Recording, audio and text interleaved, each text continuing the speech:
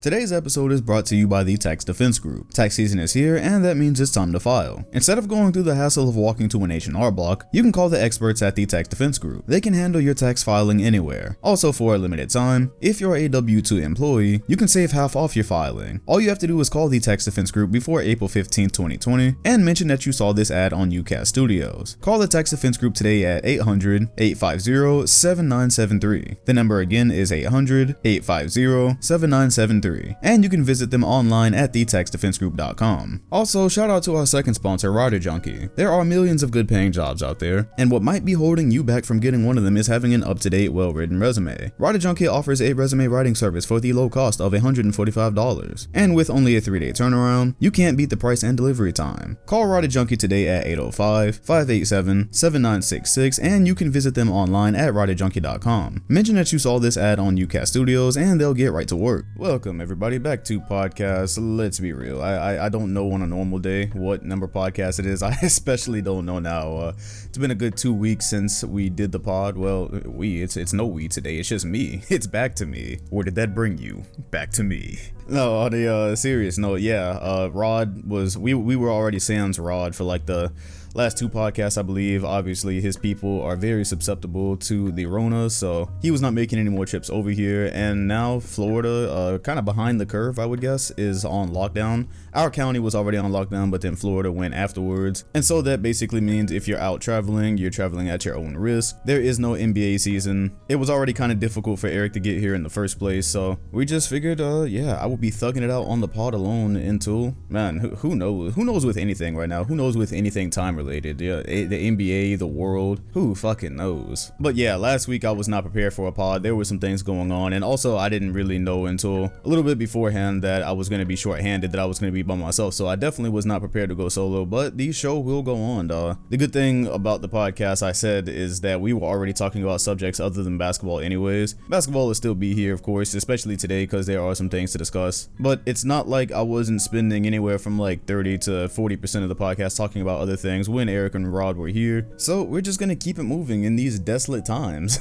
Speaking of desolate, let's just go ahead and hop right into topics. I am currently recording this around 10 p.m. on Friday night, and they had the NBA 2K tournament going on. As a matter of fact, they have it going on, and I watched 2 of the matchups. I watched who played first, Kevin Durant and Derrick Jones. Yeah, Derrick Jones, aka Kawhi Leonard, because that is exactly how I imagine Kawhi Leonard is in real life. And then after that, they had the one that's on right now is Trae Young and Harrison Barnes. I quit watching. Harrison Barnes was down like 10. We'll see if he comes back, but score was like 10-0. And then the Zach LaVine and DeAndre Ayton one was kind of cool because they were adding a little bit of personality to it. And so we'll talk about the 2K tournament just a little bit first before we actually get into real NBA, because that is really the new thing going on. I think people were kind of excited about it when they announced that this is what they were going to be doing. We were like, well, shit, there's nothing else going on in the world, literally. That's the crazy thing about this, right? Is it's not just one part of the world this is affecting, or a state or a certain section. Normally there's things that go on where there's crises and you hear about them and you read about them on your timeline and you're like, man, that's terrible. But this time it's literally everybody and everything. Even if you aren't directly affected, if you're not sick or someone you know isn't sick, pretty much every system is affected. So instead of sports, we're left with some version of esports. I guess this is what you would call it. So basically, if you did not, because I was tweeting about it and it seemed like some people were lost. They were asking for context. I low-key almost forgot that it was coming on. I was reading Iguodala's book, and then I looked at the time and I was like, man, 2 hours from now something really cool is supposed to happen. So it's basically they have the tournament set up in a little bracket style. It's going to advance kind of like how the playoffs would work. They said that guys cannot select the same team that they already use. For instance, Derrick Jones, he beat Kevin Durant with the Bucks, so going forward he can't use the Bucks, which is pretty cool because then guys don't end up running into each other with the same team. And I don't know, I think that's a pretty cool feature, and this idea is pretty cool in theory. It's airing on TV and it's pre-recorded, which I don't know why I thought it was going to be live. I guess I'm just so used to seeing video games streamed and watching streamers and streaming myself that I assumed it was going to be live. However, it's been broadcasted on ESPN and ESPN2, so already pre-recorded, and you can see both players. You can see them on the screen, so it's something like you would see, I guess, in an actual streaming setup with like Twitch, except with like half the production. They had They had Kevin Durant with like the lowest quality camera possible, and he was sitting in front of a window, and so it low-key looked like a meme. At a glance, all you see is just like this really skinny figure, and it was kind of like the alien meme. I posted it on Twitter. Y'all remember a couple of months ago, or maybe that was last year. I don't like I said, I have no concept of time right now. Where they had the alien meme, and it was like a small alien that appeared in your bedroom to ask you something. That's what it looked like with KD every time you would glance up. But you know, in watching it, there's an obviously I'm recording my podcast right now and I'm not watching it, and it's because it doesn't translate to TV that well. I do definitely appreciate them trying to give us something in these times. I didn't want to just shit all over it, because at the end of the day, you want entertainment, you want things to be good. That's one thing I never understood, right? Like how people routinely shit on, you know, music and games and movies and all this stuff. Everyone wants to be the first to hate on something, and it's like you want it to be good, right? You want there to, especially now, I think we realize that now that we are lacking entertainment, or new things anyways, because a lot of movies have been pushed back and tours and can't happen, all that kind of stuff. It's like, especially now, you realize the value of it. It's like you want this stuff to turn out good so you have something else to consume.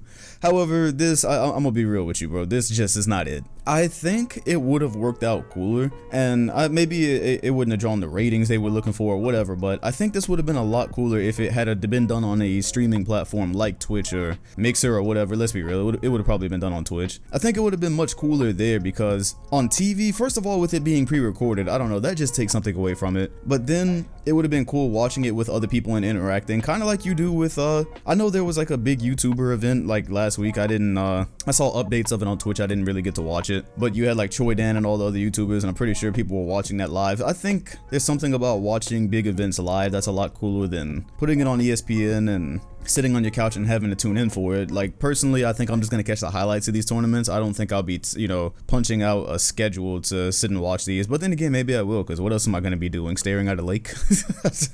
Who knows, bro? But yeah, another thing that happens is, it's one reason that I wasn't necessarily worried with this whole pandemic going on, with all the basketball players coming to Twitch and going to stream, is because at the end of the day, they're professional hoopers. A lot of these guys are not, they're not streamers, they're just not. And I think you saw that with Kevin Durant and Derrick Jones, because God, at a moment, it was really like watching paint dry. Derrick Jones wouldn't say anything.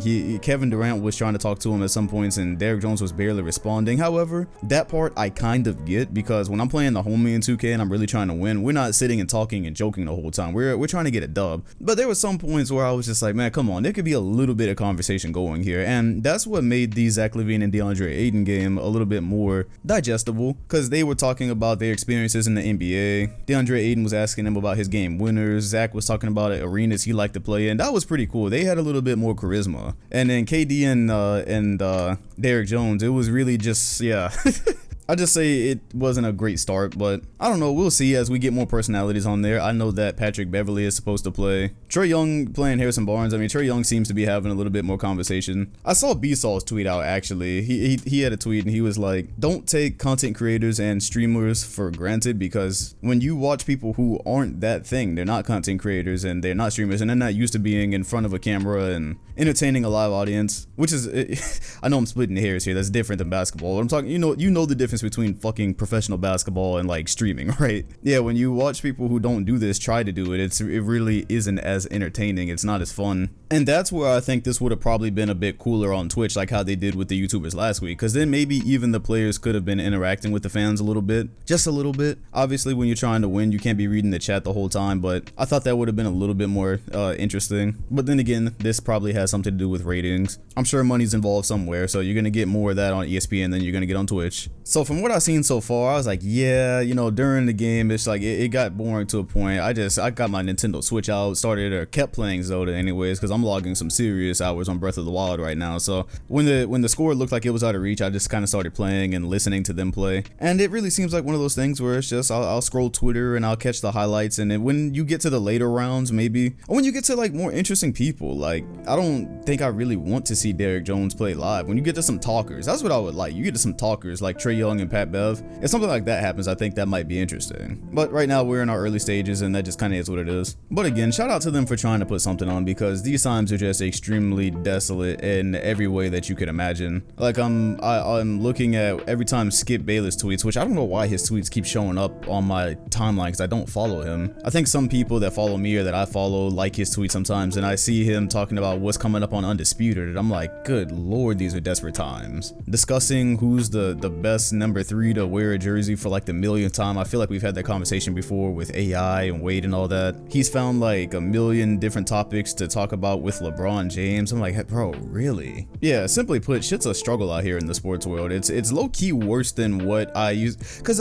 maybe the Dom curse played into effect here, because I used to sit and think about what would happen right now, because the last time we had an NBA lockout was the year 2012, so NBA Twitter was not around yet. Social media was definitely getting there. Instagram was a bit newer back then, but it was not like it is today. We're way more connected today than we ever were. And so I was thinking, when I was younger, the NBA lockout happened and it was very painful, but I always wondered, especially now that I work with the NBA and I make videos about the NBA, I was like, what if a lockout happened today? And this is actually worse than I imagined because of everything that's coming with it. And that's why people are throwing around millions of different ideas on how to get the NBA back and when we can get it back. I saw Jay Williams, a headline of him talking about possibly them quarantining on a cruise ship and playing. I'm like, oh god, really? Is this where we're going? We are really scraping the bottom of the barrel here. I think the one that makes the most sense I saw is something they're talking about, maybe quarantining the players in Las Vegas, sending them all to the same court, same hotel, things of that nature. Sounded like an AAU setup where the team would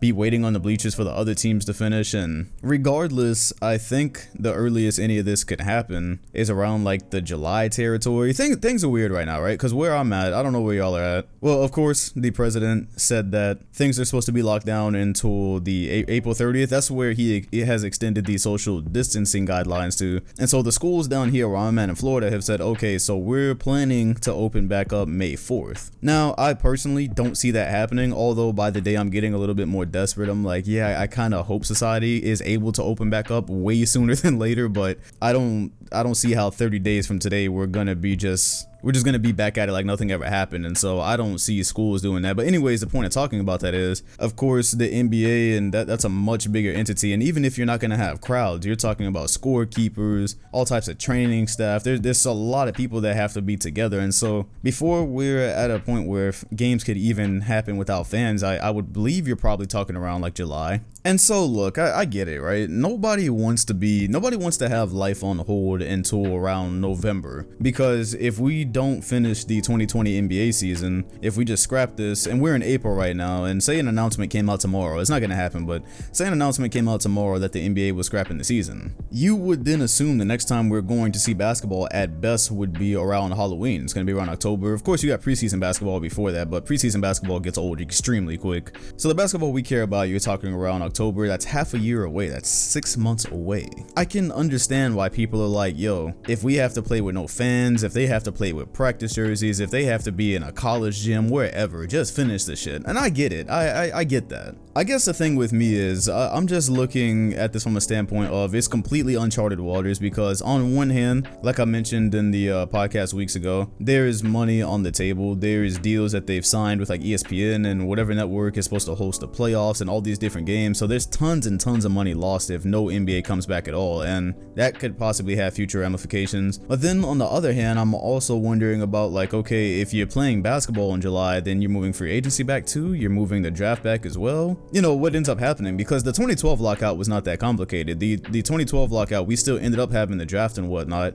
and then of course we just didn't play until Christmas. So with how complicated things are now, you basically just have this situation that on both sides of the equation, it's fucked. If you give up tons of money, it's fucked. If you push this season to where you have to shorten the 2021 season, it's fucked. Either way, it's bad. And I suppose those are just some really tough questions that they're gonna have to find answers to. Nobody knows them yet. But just from where we sit today, it really feels like life itself is just kind of ruined up until at minimum June. I don't want to sound like a pessimist, but from everything I've seen and heard, I'm wondering how is anything going to be even remotely normal until around June. And so if that's the case, and that's what most of us are mentally preparing for, I don't know. I haven't been a big fan of, because let me tell you something else I heard today. Steph Curry. Steph Curry was on live with Seth Curry, and because, you know, the NBA has been having people hop on lives together, which I think is pretty cool. Like, I think one cool part about this 2K League is just seeing some of the players just chilling. It made them seem like really regular people. Like, DeAndre Ayton and Zach LaVine just seemed like some really regular-ass dudes, where you see them on the court, they're stars, of course, and then you just see them just chilling in the, you know, with the couches in the background and just chopping it up playing 2K like you probably did with the homies. I think that's a really cool thing. But Steph kept it real, though. Seth, he asked Seth, like, what's he been up to? Seth was like, oh, you know, yeah, just wake up, lifting some weights. And Steph was like, yeah, man, everybody keeps saying this. Like, that's the first thing they say. It's like their weight trainers are watching or something. He's like, that would be the first thing I would say, too.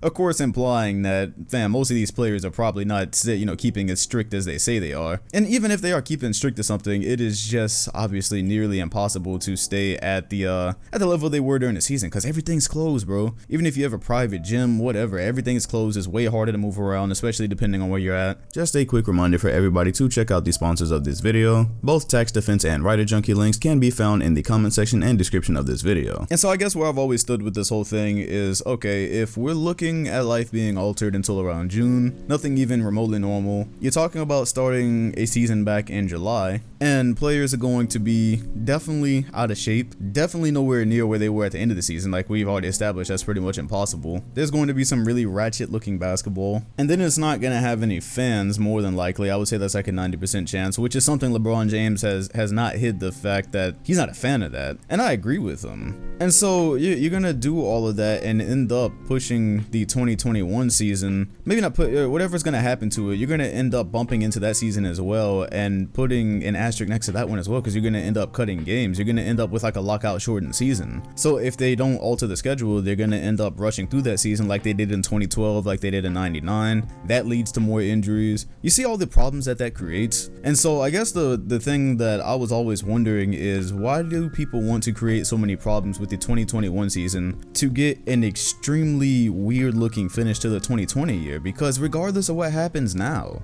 if all the teams gang up in Vegas and play during July and end up playing in an arena with no fans, and their momentum is all broken and they're nowhere near the top shape, and they're all doing that, and whoever comes out the champion comes out the champion, are we really that desperate that we're going to cut some of the 2021 season or rush it or whatever just so we can get that finish? If we could just pick up exactly where we were for 2020, pick up at whatever games we were and have it spaced out the way we needed to have it spaced out, and have the players play the way that we know they can. If we could do that and we could get that intense finish we were all looking forward to, then I think I would favor that more. But the fact that you got people out here talking about, yeah, let's just, you know, finish this however we need to, even if we have to start 2021 in January, and then the actual season, start the 2021 season in January like you did in 99 and finish it the same way you did that. Why? Well, I know why. Again, because we're desperate. But at a certain point, my perspective with this has always been, I think there'll be a point where you might just have to cut your losses, or it might be better to cut your losses. However, again, the big thing on the left side is the contracts, the TV contracts. I don't know if the NBA even sees cutting their losses as an option, so they might be looking at any means necessary.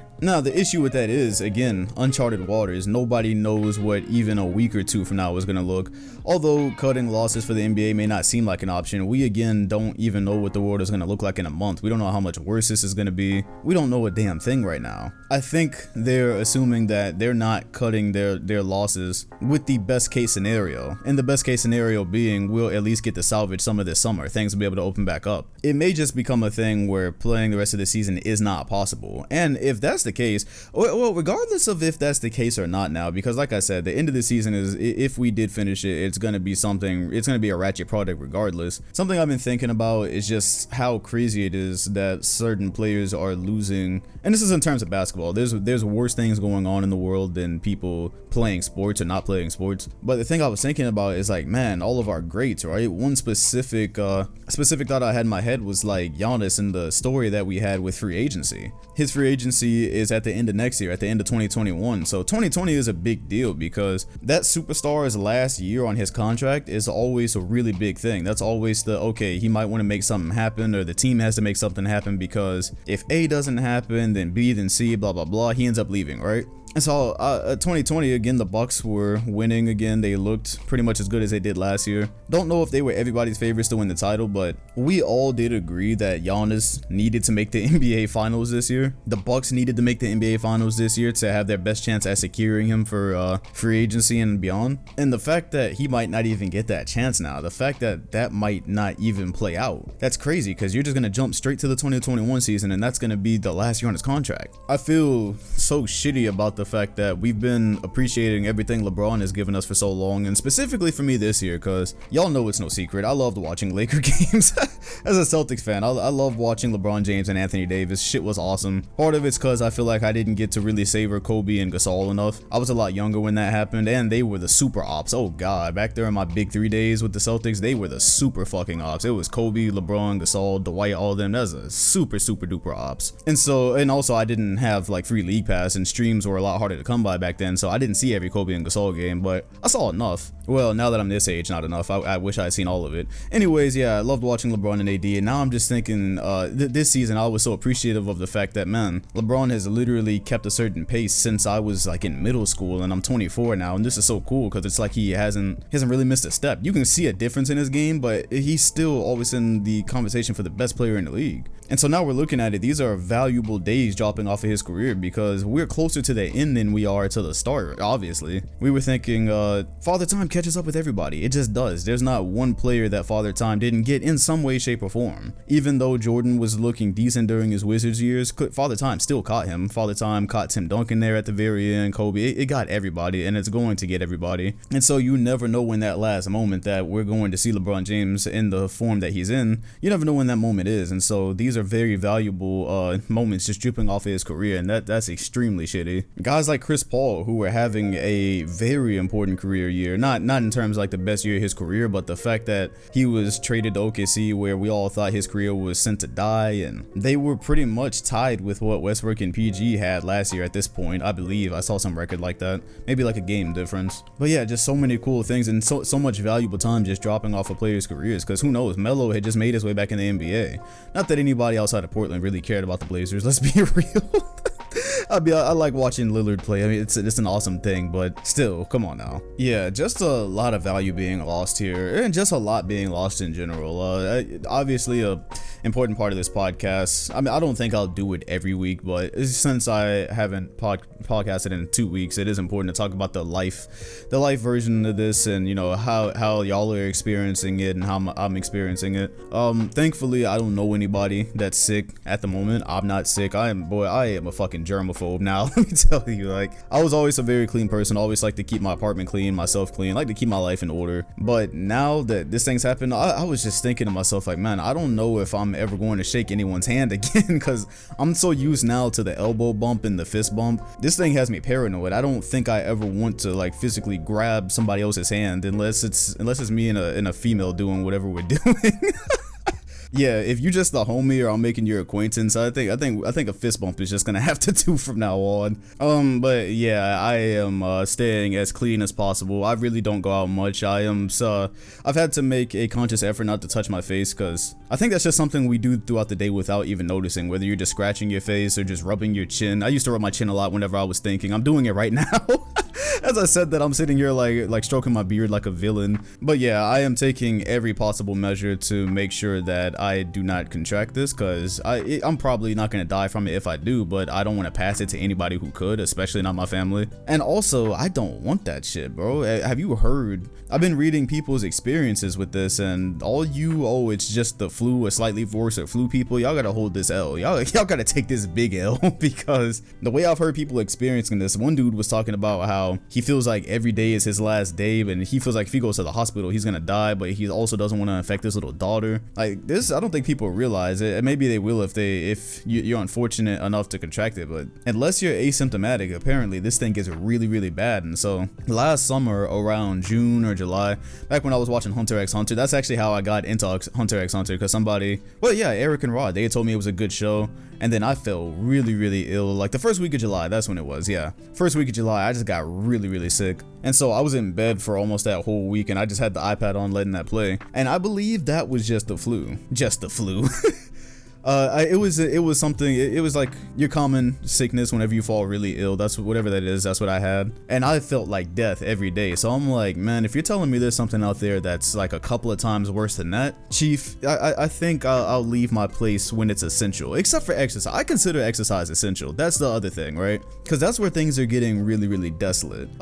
Yeah, that's the word of today. That's the word of today's podcast. Desolate. Every time I leave the apartment, every time I leave the complex, it's like, man, I can't believe this is really life, because everything plays out like a movie. I was on the highway, and today for the first time I noticed, because I haven't used the highway much, I hadn't had reason to, I noticed that tolls are suspended. I had no clue, but on the big ass sign that they have with the electronic sign, it said due to COVID-19, obviously there's no workers, because they would be like the first people to contract this. They're handling physical money all the time. They'd be like the first people. So everyone's just driving through E-Pass whether they have it or not. So I was like, oh, all right, bet. But yeah, that happened. I still do obviously go out to get the essentials, so sometimes that requires me to go to Target or Walgreens or wherever. It's just crazy. You see all these signs on the floor and telling you to stay apart or stay away from people when you're standing in line. Don't stand right behind them, which is something I still have to get used to, because some of these things you just do out of second nature. Like when Corona was just starting, when it was just erupting, I was still shaking hands, and I just out of second nature. I didn't mean to, but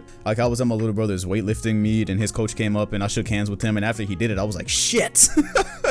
So that took me a minute to break. So yeah, the new etiquette when you go out is something different. But even when you're in the stores, every time I go into Target, in between songs, you'll hear the voice come on like, we care about you and your loved ones. Please stay 6 feet apart while you're shopping. We'll do everything to support you. You see what I'm saying? It's like some damn apocalyptic movie. These things that, you know, you just don't hear or really ever experience in regular life. Parking lots empty, all kinds of businesses abandoned, which that's a totally different subject, because I'm starting to wonder, like, what's coming back? Internet was already such a big thing. Internet sales were already such a big thing. There was a lot of stores that were hanging on by threads, and I'm wondering, man, depending on how long this lasts, how many of these places are not going to be able to recover from this? I don't know the numbers, maybe they will be, but that's just a thought that I have. Oh, but yeah, exercise. I do consider exercise essential, absolutely. I'm not about to sit here and turn it into gelatin, okay? Y'all are not about to be on my stream fucking roasting me in like 5 or 6 months or whatever because I hadn't gone outside and exercised. That ain't gonna happen. Every time there's a roast on me, they say whatever they say, and then they say 2K. Like if I choke a Game Boy in 2K on stream, you'll see choke 2K. Y'all are not about to be out here calling me fat 2K. It ain't gonna happen.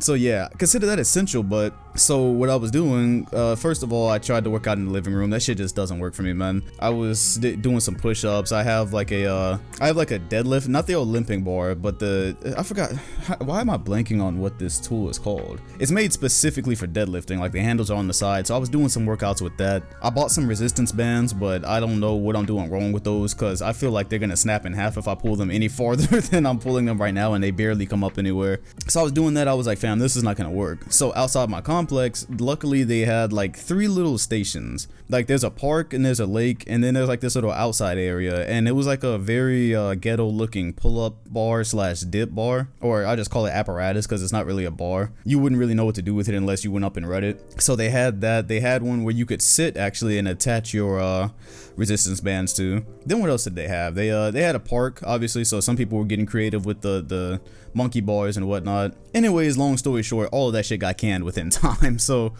I've lost count of how long we've actually been in this situation, but I was using that at the start, and I was getting a pretty good workout with that. I was able to walk around the lake with the deadlift bar, able to do pull-ups and stuff like that. Well, yeah, that got closed pretty much a couple of days ago.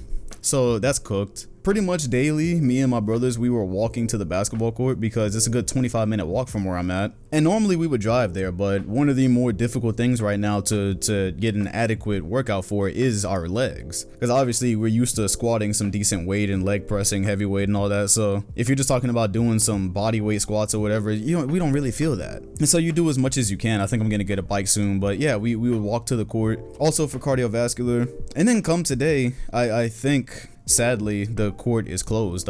Look, everything else that's closed around here has a close sign on it. So it'll say the pool is closed, that little park area is now closed. They're very explicit in saying you can't be here. This shit is closed. The basketball court, however, which is a bit deeper inside the neighborhood, we went there, and I saw people playing tennis there this morning. However, I saw a sign on the basketball court, so I was like, oh, they probably closed this now. I drove up there a little bit later. Sign said no trespassing, and then it also laid out some things you can't bring there. It was like no no skateboard, no pets, no bicycles. And so that confused me because I was like, everything else around it, like there's a pool right across from it that says pool closed. But then this one just says no trespassing and lists some things that can't be there. And so yeah, again, no trespassing. If you're on the court, that means you're trespassing, which means, to me, that means it's closed. But I felt like the door was left open because again, people were at the tennis court. Even when I came back later, there was people at the tennis court. Wasn't nobody at the basketball court though. That's usually, that's where everybody's been because that's like the last thing there was to do. But yeah, long story short, I'm going to assume that that's probably closed. And I could see why it would be. Again, Florida's on lockdown now, so I believe with that lockdown, they were mandating like all parks and stuff be closed. And there's a playground next to the basketball court. So yeah, all that is probably bunched up. And so now literally the only thing left to do to exercise is ride your bike around the neighborhood, walk around the neighborhood. My buddy is a personal trainer and he's got himself a really small gym and he only brings in like one person at a time. So I'm still able to get workouts sometimes throughout the week, but it's like, fam, like if it's April right now, if we're talking about another 2 or 3 months or who knows how long, like I can't really pay for personal training that long. This is something I do every now and then, but I can't straight, pay every single, I can't pay for multiple sessions every single time, or I shouldn't anyways. And so shit is getting tight real quick. Like in a moment, I'm gonna have to start getting creative here. I'm gonna have to start like doing handstands or walking to the court of my hands or something like that. I don't know, bro. I have to start hanging from trees, doing pull-ups on tree branches. The things that I'm about to be Brother Nature Part 2 out here. I ain't getting jumped though. Yeah, anyways, yeah, look, obviously I'm just talking about the situation as I'm experiencing it. Everyone's having different experiences. I'm not tone deaf. I'm well aware that there is more serious stuff than people not being able to work out or any of that, but I just say that to say, take care of yourselves. I'm trying to take care of myself as much as I can because this one thing that's hard, it feels like this is how I feel right now anyways. Feels like I'm staring at a mountain because it's April. All of April is already cooked because they say social distancing guidelines, which literally means that's the 6 feet thing. There's a lot of things you can't do. You can't get into social gatherings. You can't, restaurants aren't going to be open. Schools are not going to be open. And so all this stuff is going to stay closed. And the mountain you're looking at is like, okay, 30 days from now, we're likely to hear that, all right, by June, hopefully things can start. It's like, damn, bro, we got to do this day in and day out for every single month. Because the thing with me was I was already working from home. Now that was cool and all, but if you don't work, well, shit, now we all work from home. Unless your job is considered essential, you work from home now. But yeah, if you weren't working from home before, and what I was doing is, it's cool, but I always used to make sure that there was plenty of time to decompress, because everyone handles this stuff differently, right? Some people are, if they're YouTubers or Twitch streamers or whatever, they'll go at this all day, every single day, and it's like, I have other things that are important to me in life too, so namely my mental health.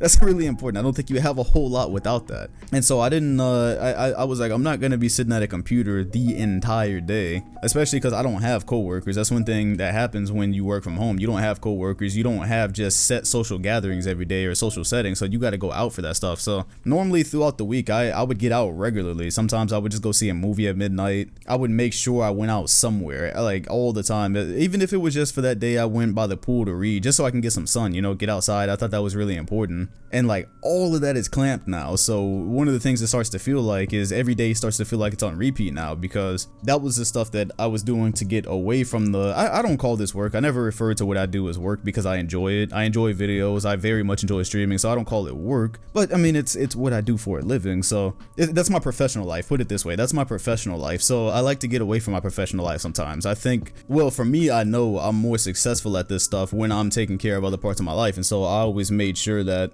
I was putting time away for that as well. But now that that's gone, I'm like, bro, you wake up, you do this, and it's like, now to get away from the professional stuff, I guess you watch a movie or walk to the basketball court, which again, I'll still walk every day, and I'm going to get a bike and probably do that every day. But it's like, without the court, I'm like, damn, bro, I was having fun playing, because there wasn't a lot of people there. It was really just me and my brothers, and there would be some other people on the other side of the court, but we never grouped up. We weren't trying to play people. We're not trying to spread disease out here, so it wasn't no 5-on-5s running.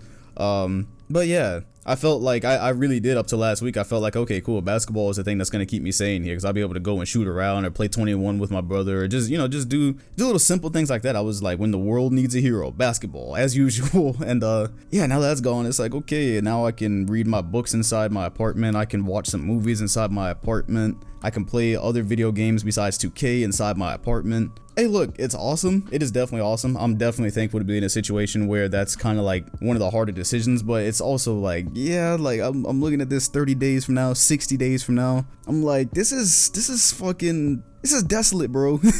Compared to how I came into 2020, I was like, I had some real goals this year that did not involve my professional life. You always have those goals, but one thing I was doing a lot, you saw if you follow me on Instagram or Twitter, like I was playing hella basketball. I was going to the LA Fitness that I never used. I had that membership at that LA Fitness for a really long time, the one with the basketball court, and I hadn't used it because it was like driving out the way. It's like a good 20-minute drive, so it was kind of out of the way.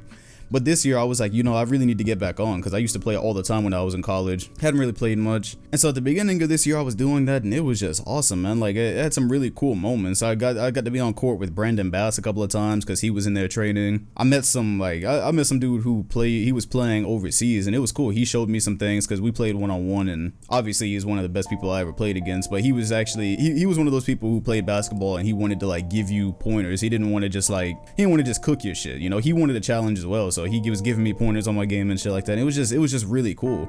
It's one of the reasons I love basketball. While I was there, some dad, they played more soccer, and it was a dad and like his child, and they saw me shooting, and the dad didn't really speak good English, and he didn't really know anything about basketball, so he came over and he wanted me to show his son like the proper way to actually shoot a basketball because he didn't know how to teach him. Like I really love stuff like that about basketball. That's just little things like that make the game beautiful to me outside of the NBA. And so that was something that was really nourishing throughout this year, is just playing that game as much as I could. And I couldn't wait for the summer because I was really about to go out here. I was really planning on being at LA Fitness like every day during the summer. I really was, because I figured then everyone's going to be out of school. People are going to have way more time. People are going to be running pickup games all the time. So I really planned to be out here. I was like, okay, I'm going to stream during a certain part of the day. Then I'm going to hit LA Fitness. I'm going to play. I'm going to work out. I was really, really looking forward to that. I was really looking forward to the summer vibes just in general, because one thing that happens with YouTube and just working from home in general is that you get really wrapped up in this. And I've been doing it for 4 years now, and you get really wrapped up in it, and then you realize a certain amount of years have passed, and I was like, there's a lot of things that I haven't done regularly that I could easily do. I was like, I don't really go to the beach much. I hadn't been to the beach, I don't think, since I got out of college. The last time I went was like 2018 spring break. I was like, I live in a fucking tourist city. I have islands of adventure down here. I never go. So I just had all these things on my list for 2020. I was like, I really want to go do all these things and just kind of have fun, because it's like plan for the future, but also I could be dead at 26, and so I don't want to spend my entire life just always saying, okay, I'm putting everything away for when I'm older. That it's like, fam, there might not be a when I'm older. So yeah, I was really, really preparing for the spring break vibes and the summer vibes, and this shit ruined everything for everybody. This ruined everybody's plans. This ruined everybody's vibes. It's taking lives away. I'm like, this could not, you know what? Let me not say that out loud. Let me not say it. I was gonna say this really can't get more desolate, but it can though. I say it can't get more desolate. The Dom curse activates. Next thing you know, you got a whole like extinction event meteor headed our way. Who knows? I mean, at least that'd be quicker, but yeah, this is affecting everybody in different ways. It's even painful to watch. Like, one thing that's happened is I try not to be on social media as much. These days I get on Instagram. I might share some stories, but I really only get on to like chat with a couple of my friends in the DMs, and that's about it. I tweet a little bit, but I try not to scroll Twitter, because that's even more desolate. Like, social media was already a wasteland. There's a lot of good stuff. Let me not sound like the grouch. There's a lot of good stuff on social media, but y'all already know. Y'all remember my whole rant back last summer on the podcast when there was no NBA. So social media is already a wasteland. Now it's like, holy shit. Like, every day you wake up, like, click on the trending section at your own risk, because you're bound to find out something terrible. Like, and it was like that before, but now it's like, oh gosh, you really might not like what you read. Or when you're just scrolling, all types of terrible stories, reading things that are happening to people, reading that people are losing family members and can't even have like a proper funeral for them, or can't even hug their relatives that are here at the funeral because of the social distancing. Like, this is really, really fucking hitting people, man. Seeing people have trouble with their landlords because so many people are unemployed now. Not every job can be done from home. You can't be a goddamn waitress from home. You can't, you know what I mean? Like, you can't do that. So many people are losing out, and it's like, okay, well, if I was already living paycheck to paycheck, what's the plan here when the first comes around and rent is due? So now that's a whole nother fight people are having. It's really crazy to watch all this. And it's sad to watch all this, because that's the other part of the mountain. It feels, it looks like you're looking at it and it's like, it's only April and we're talking about a thing that could go, we might not even really have a summer this year. And if we're lucky, then we can get back to normal around around like a July probably. But in the, you know, who knows with the way the world is right now, who knows if that's possible. You're just like, what is this gonna, if this is the first month, what is this gonna be doing to people 2 or 3 months from now? This shit might be chaos. And I do, like, I always have a simple philosophy. I try not to worry about things that I can't control. I try not to stress about things I can't control. And you can have empathy for people and things like that without completely wrecking your head. And I was like that before this. If there was something I couldn't control and it goes south, even on well, that's specifically for my own life. If I could do everything I can and something goes south, then like shit, what else am I supposed to do about that, right? And so like right now, I'm not particularly stressing because obviously with the NBA season going away, a lot of my deals have gone away. A lot of the ways I sustain myself, but it's like, well, shit, like, I'm sorry, do you want me to go defeat COVID? Like, what am I supposed to do about that, fam? I can't bring the seat. I can't make SeatGeek a profitable thing right now. They don't have any arena, so I can't work with them. What am I supposed to do about that? So I don't stress about it, because what the fuck am I supposed to do about it? I guess it's just really a coping thing, especially, you know, for everybody right now, with however this is hitting you, because it's hitting you in one way or the other. The whole planet is affected by this, so, well, except for those, you know, that's crazy, right? I don't know if y'all have ever watched the documentaries or whatever they have on YouTube about certain civilizations on planet Earth that never really mixed with modern times. So there's really civilizations out there on islands where I guess if like a helicopter rolls up, they're looking at it like, yo, what is that? You know, there's things like that exist out there, and I guess they're safe because they don't associate with us. Yeah, we're like aliens, so they don't associate with us, so then they probably don't have these issues, I would guess. But yeah, you know, besides the places unknown to us, yeah, everything is hit. If you're listening to this, you're probably hit in some way. So yeah, completely just do whatever you can to take care of yourself, and day by day, really. I guess that's the thing, right? Like when I say I'm, you know, looking at a mountain here, it's like, well, you know, thinking ahead and extrapolating out to June doesn't really help anything, because again, what the fuck am I supposed to do about that besides stay home and keep clean and not spread this? You know, so I guess that just doesn't even help.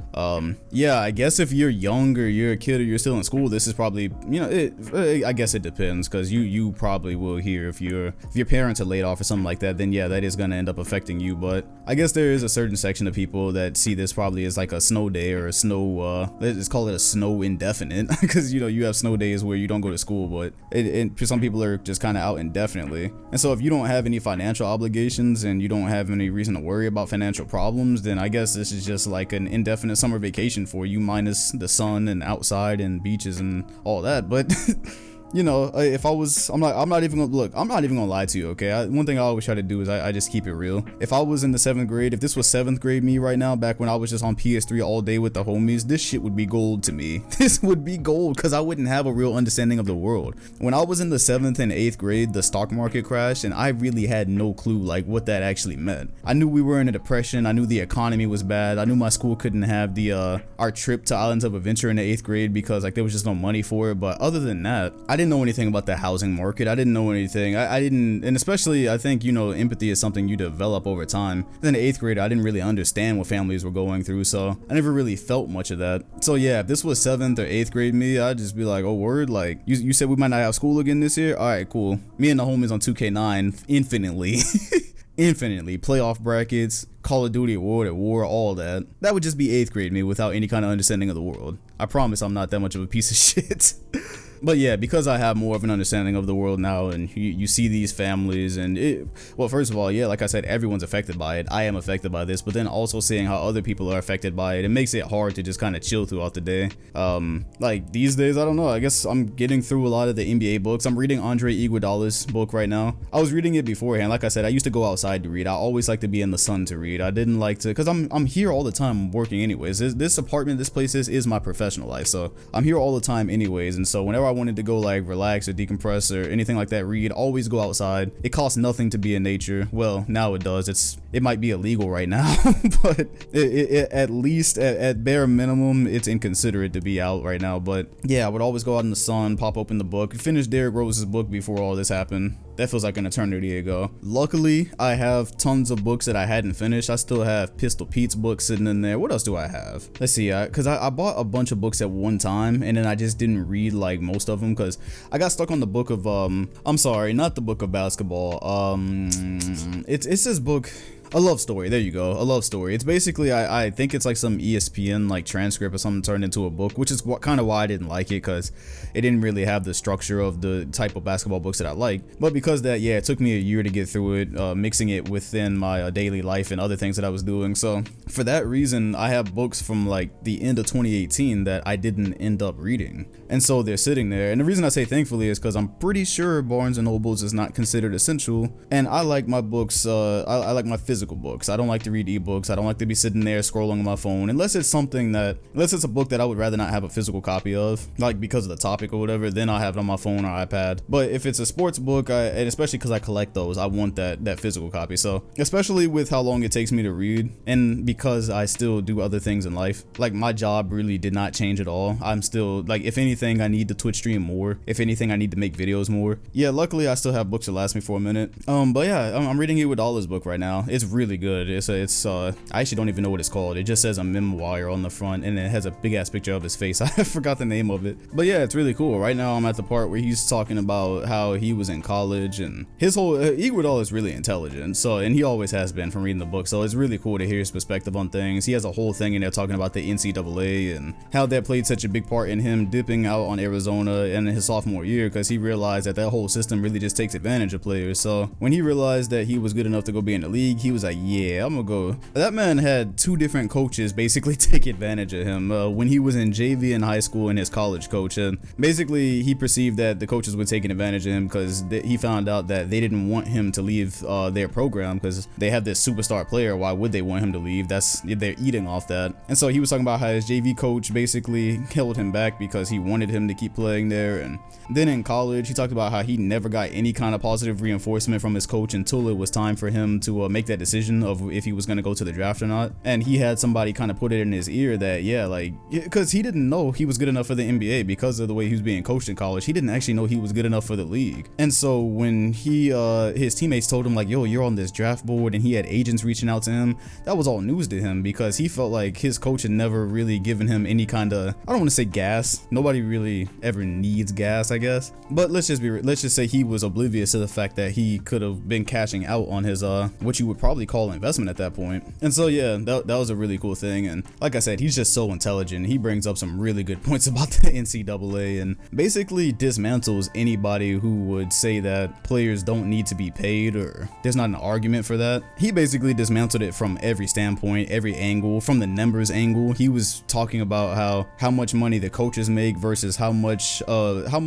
money is being spent on a player's education, but the fact that they're not even brought to college for an education in the first place, if you look at everything surrounding that situation, I'm not going to completely plagiarize and post this argument here. You got to read the book. And I'm still at like the beginning half. He hasn't even started talking about the NBA yet. So yeah, I'll be getting through that.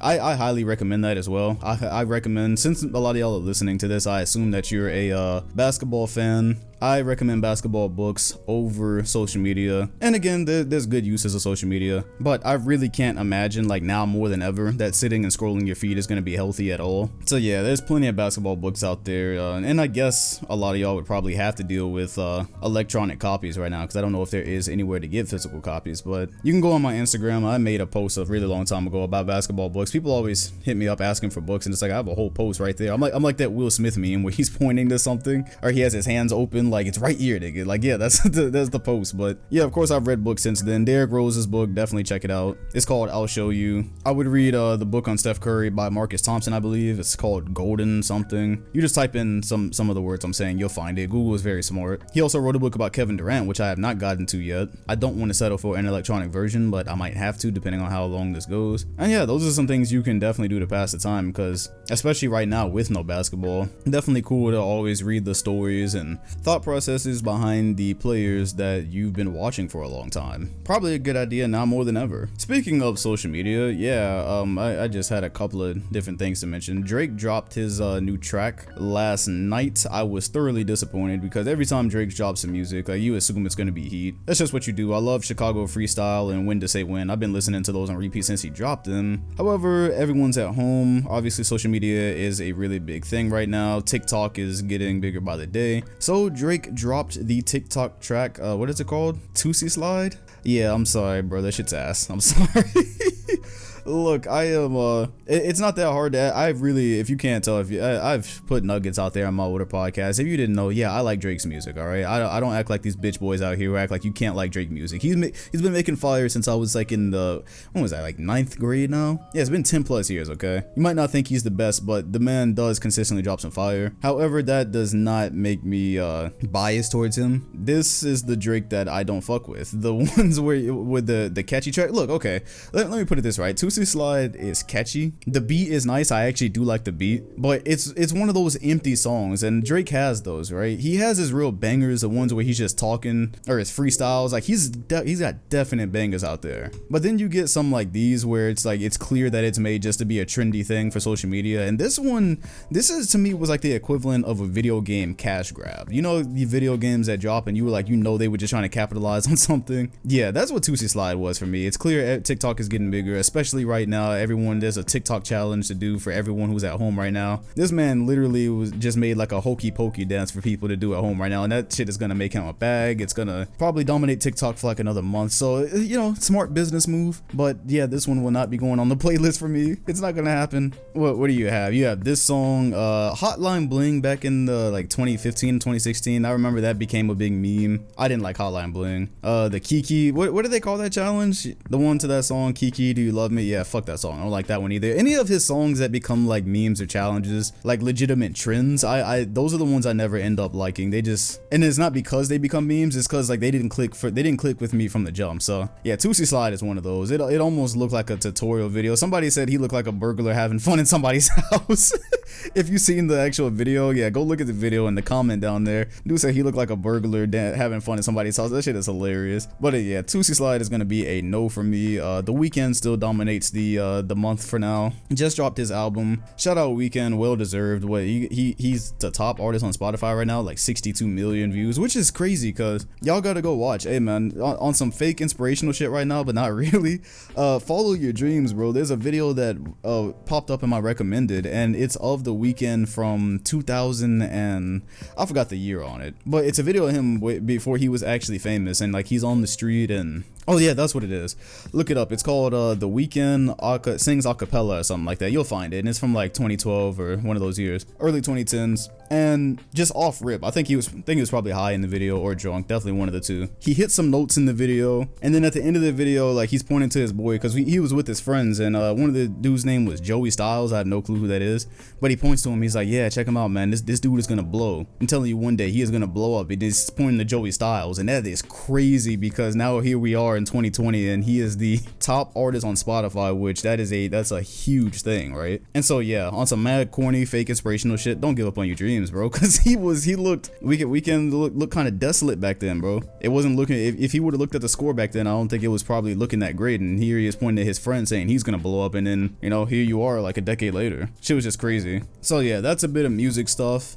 Yeah, sadly movies are getting pushed back left and right. Marvel showed their new schedule. Oh, and thank God, right? They have what was the one, Black Widow, that was supposed to come out in May. Again, I was looking forward to that. Movies are always those big movies, blockbuster movies. I always enjoy a summer day going to see a blockbuster movie. Not gonna happen this year probably, but anyways, they have pushed Black Widow back to November 9th. So then I think that pushed a lot of Phase 4 back, but I didn't recognize the dates from the other ones because I don't think I knew them off rip anyways. But yeah, a ton of the other movies got pushed back. But I am happy though, because originally I had heard a rumor that they were gonna drop Black Widow just on streaming service. They were just gonna say, fuck it, we're still doing May, we're gonna put this on a streaming service. And I didn't want that, bro. Like I was legitimately willing. I was really willing to just wait until they could do it right. Just put this movie out in theater and we can all go enjoy it. Like I don't want to see the start of Phase 4 in my living room, bro. I got noisy neighbors up on top of me on the 3rd floor, fucking body slamming each other, rolling around, doing shit all day. I don't want to hear that while I'm trying to hear Phase 4. Like I want to go to the movies, man. I want to get a fat bag of Skittles and go see this. So enjoy it on those nice screens they have in surround sound. I mean, this surround sound here, but not theater surround sound. I can't use it to its full potential anyways in an apartment. But yeah, I'm really glad they went ahead and did that the right way. However, Last of Us 2 is pushed back indefinitely. Wow.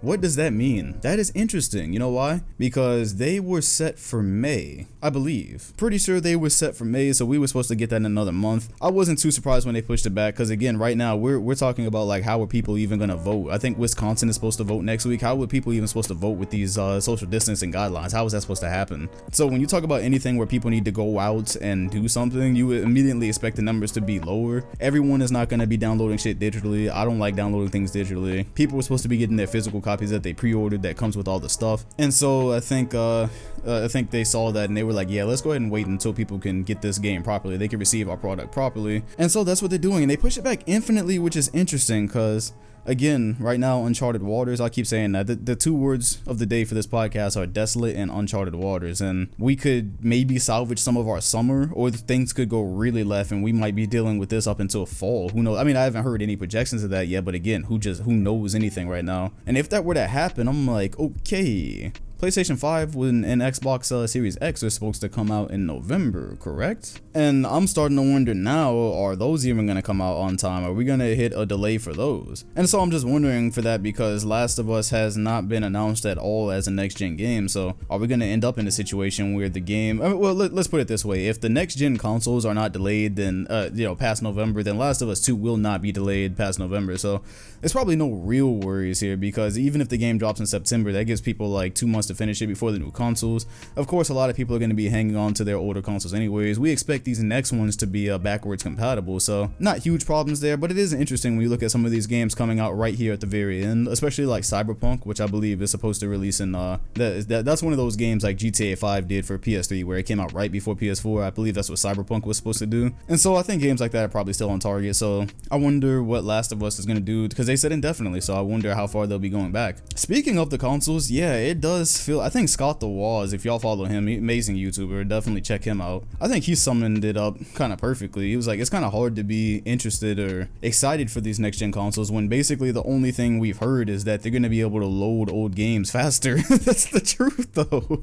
That's the only thing I know right now is like, okay, Xbox said they're going to be able to pretty much play all their games. With PS5, the only thing I've really ever heard about a game was that they were going to, or like back in, months ago, when, or maybe even last year actually, they were showing how fast it loaded Spider-Man compared to the PlayStation 4, which by the way, I just turned Spider-Man on for the first time in a while, and yeah, that thing got hella loading screens. My goodness, I didn't remember it being that bad. But yeah, that's kind of all we've heard with these next gen consoles so far, so I'm kind of wondering, like, I mean, who knows, maybe when we actually start seeing some gameplay or some footage, next thing you know, we got a GTA 6 trailer, it's like, alright, cool, we can go ahead and put that to bed. But for right now, yeah, I'm not gonna lie, there's besides anticipating this gigantic graphical jump in NBA 2K, I'm not really sure what else I'm excited for, especially because I play my PC so much now. GTA 5 mods, 2K mods, I really wonder in terms of 2K what they can do to impress me personally, because I've got so many mods in my in my PC version now. If you follow me on Twitch, you know I have everything from cyber faces to, I'm about to debut Kobe Bryant's his forearm sleeve that he used to wear for like Team USA. It's a half sleeve is what it's called. It's a half sleeve. Somehow 2K doesn't have something as basic as a half sleeve. All they have is a forearm sleeve. So Kobe's used to come up to kind of like his elbow and it would fold a little bit. So shout out to the modder that did that. I cannot pronounce his name. It starts with an S, but did a really good job. Yeah, I've got all kinds of stuff. Lighting mods, court mods, 4K court mods. I've got faces for guys like LaMelo Ball. Now I got, damn, thanks to Dominus, shout out to him as well, great YouTuber. I got Cell and Vegeta in here now. I'm working with a modder that just got me Spider-Man. He's gonna be getting me Iron Man. Like, you see where I'm going with this? I'm like, when 2K14 came out for the PS4, it blew my mind away because all I had was the PS3. I had nothing else back then. And so 2K14 came out and had pretty graphics and of course some different gameplay as well. And I was like, you couldn't, for a good 2 to 3 weeks, it felt like I had just opened the game. It was that much of a difference. But now that I have the game looking, the way it does, I'm really wondering right now, like, okay, how much better is PS5 gonna be than what the modders have been able to do with what we have right now? That's just what I wonder. I hope I am completely wrong. I hope I come back to this and it's knocked my socks off and I'm like, yo, this dude in April, he sounded stupid as fuck. Like, I really hope that's what it turns into, because everyone right now who's saying they don't care about their proposed graphics jump is lying. That's actually my next video on Dom 2K. I'm actually working on a video to remind people how much 2K14 improved over what we had in 2K13, just because I feel like now since PS5 is coming out, that'd be a really cool comparison. And I wanted to go back and show some things with the cyber faces and, you know, how much of a jump they were able to make, so that we can kind of get excited for the jump that we should expect from PS4 to PS5, especially when they said the console's power is supposed to be a lot better as well. I'm not 100% sure if that means the graphics are going to be a lot better. That could just be with like processing and stuff. I don't know. I'm not a wizard when it comes to these things. But yeah, I saw like cause what's his face, Brian Mazik, he posted an article talking about how you should expect a gigantic leap in graphics. Of course, you know, Twitter has to argue with everything. Like, I told you, bro, social media is a wasteland. That's one thing I hate about Twitter. Like, every time, it doesn't matter what you tweet, right? Especially when you have an account like mine. And so I put some things out into the universe, and no matter what you tweet, you are bound to come across a quote tweet that just wants to argue like the most minute detail. And it could have been the most harmless fucking tweet, bro. The harmless of tweets, something you didn't even think about, and somebody has a tweet, oh well, but actually, like, I swear, bro, people be bored out here. But yeah, Brian Mazik posted that, and everyone was like, oh yeah, as if that's what people are really worried about. Look, 2K gameplay needs to improve, but you are a fucking liar if you were saying that you're gonna be happy if NBA 2K21 comes out looking only a little bit better than 2K20. You're lying. You are lying. Graphics have always mattered in sports games. That's one of the biggest things about 2K14 is just how damn gorgeous it was. That's one of the things that helped 2K16 be one of the greatest 2Ks of this generation, is how gorgeous that was compared to the other ones. Like, that's an important thing. It's not all, nobody wants a garbage game with just graphics, but even like when I'm playing with mods right now, I always say I could not play this game if it looked the way it does compared to what I have now. So the game still has its problem. Like, my players are phasing through each other all the time. The AI does many stupid things, and shout out to Pop Boy. I've had to use his sliders and tendencies to make the game even really playable. But yeah, the graphics definitely make it something that I'm excited to sit with for however long the games take, because it's pretty. There's moments in the game that happen, like when they're at a timeout or before they shoot a free throw, like, this looks really good. So it's something that adds to the enjoyment. And so yeah, look, I remember what's gonna happen is, I've said this before, 2K20 is going to release on the PlayStation 4, sorry, 2K21, before it comes out on the PS5. It's gonna release on the PS4, and because there's a next gen console coming out, 2K21 is gonna be, at least if they follow what they did with PlayStation 3, it's gonna be identical to 2K20 in graphics. It's gonna look exactly the same, and it's basically gonna be a patch. There'll be some things that are fixed. The players will move a bit differently, maybe some different animations. But if you think I'm lying, go back and look at 2K13 for the PS3, and then look at 2K14 for the PS3. It's the same exact, I don't think they changed any of the graphics at all. And so that's what I'm expecting with 2K21 and on the PlayStation 4. And so if you don't think that part of the excitement coming from the PS5 is that it's gonna look way better, bro, you're lying to yourself. You're lying. We can't be lying at times like this, all right? At times like this, we need facts more than ever. That's part of the problem. But yeah, look, everything's out of whack right now. Hopefully we still get these consoles on time. We'll be on the lookout for what happens with The Last of Us, and this podcast will keep going week by week. I didn't do a whole lot of NBA history today because there was a lot more to talk about. This is the first time I've done a podcast, and things, like I said, things seem to get worse every week, so there was definitely a lot I wanted to say about the Rona in between then. So be a little bit more NBA next week. I might do a questionnaire, I might not. The only reason I didn't do this one this week is because when I start doing them consecutively, I get a lot of the same questions, which is interesting. Like, TBH talked about that all the time. The Black Okage, he gets frustrated with people on Twitter for basically asking him things that he already talked about in his podcast, like, every single time. And so I get not everybody has time to like watch, you know, your material or interact with your content or whatever, but it's like, damn, bro, how many times is somebody gonna ask me, can LeBron be the GOAT? Like, I've talked about that shit so many times. I have a case for GOAT series for him. Like, is that really what people want to hear about? Like, the same exact conversation. Skip got y'all, bro. For the redundant basketball conversation, Skip Bayless absolutely has y'all. Just go look at his Twitter. You will see. I swear you will see right now. Anyways, I just hit my Joe Biden in the middle of a sentence. Anyways, Bob. Yeah, if you enjoyed the podcast, make sure to hit like, comment, and sub. The links to Spotify and iTunes will be in the comment section and description as usual. And I will be back next week riding solo for the foreseeable future.